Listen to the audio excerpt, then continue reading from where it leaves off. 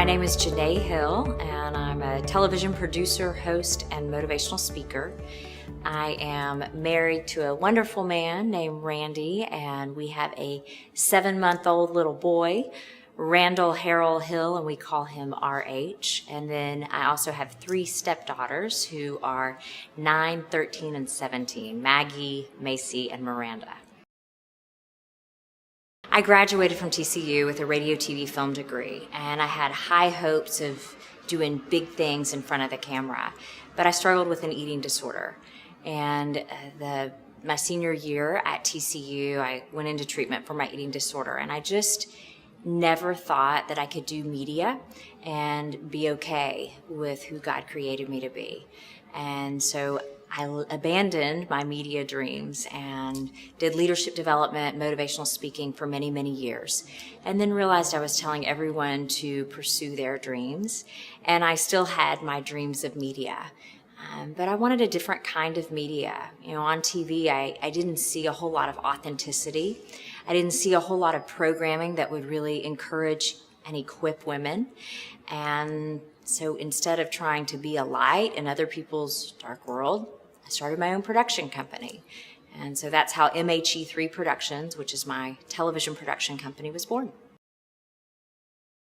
My heart for programming is primarily women-focused, and it's going to be shows that inspire women to grow to the next level. We've done 3 national shows.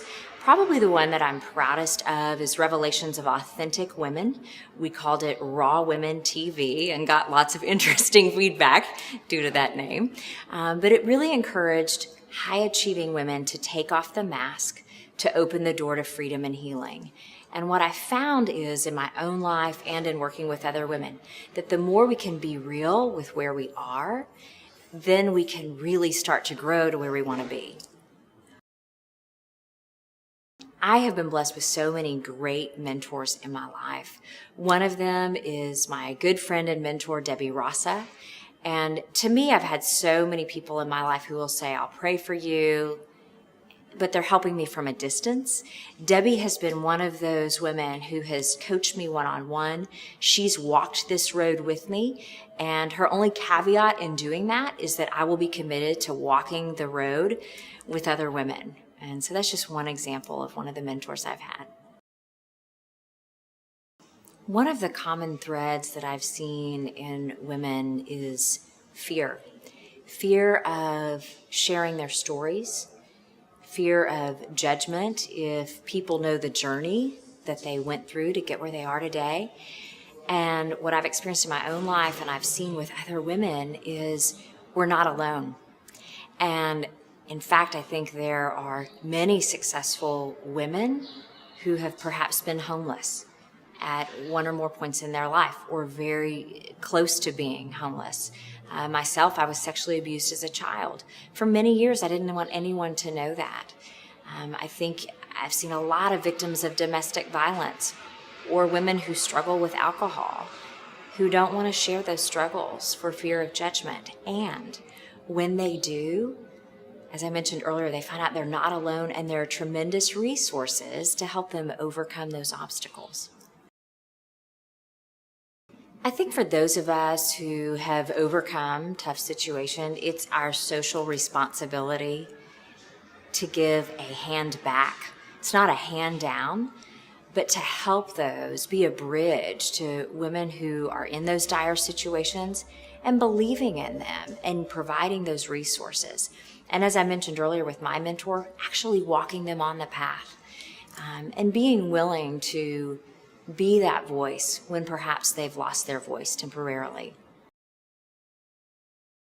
My biggest life lesson has been that the gifts and skills that I have, the things that maybe make me different, that growing up I felt made me not fit in, are actually what makes me unique and what allows me to help other women. And so to really embrace your differences and quit trying to be someone you weren't created to be. For many years on the outside, I was seemingly successful, had great jobs, but I was really struggling on the inside, fighting a lot of feelings of insecurity, low self-esteem, and nobody would have probably known that. And I really believed in my heart of hearts that I was a mistake. And as I mentioned, those unique gifts and skills that I had, I just felt like they were for nothing. And one day I was called to speak to a group of debutantes, and I was supposed to talk to them about professional etiquette. So I studied up and I was well-versed in what fork to use. And I walked into this group of 15 to 16-year-olds, and I was raised as a debutante, so we were wearing the big dresses, and they were typically from affluent families. And this group of 15 and 16-year-olds were underprivileged girls from a church. And the pastor's wife had called them debutantes, hoping to give them a new name and a new identity. And so they didn't need to know professional etiquette. They needed to know how to say their name and look people in the eye and be proud of who they were. And that was hard for them. But I asked the question, what questions do you have about dating? And one girl raised her hand and said, if a guy asks you out on a date, who pays? And I said, he does, but that doesn't mean you owe him anything. And another girl said, well, what if he doesn't take no for an answer? And that day was the first time in my whole life that I began sharing authentically. And two of those girls from that group came forward that they had been date raped. And we ended up exposing, through my contacts in the media, a ring of date rapes going on in that particular neighborhood. And that was the day that I knew that God had given me my voice. I knew that God had given me the ability to ask questions that nobody else will ask, and to really talk about things that nobody wants to talk to. And so that was the pivotal point for me when I realized I had a purpose, and I was going to live that purpose.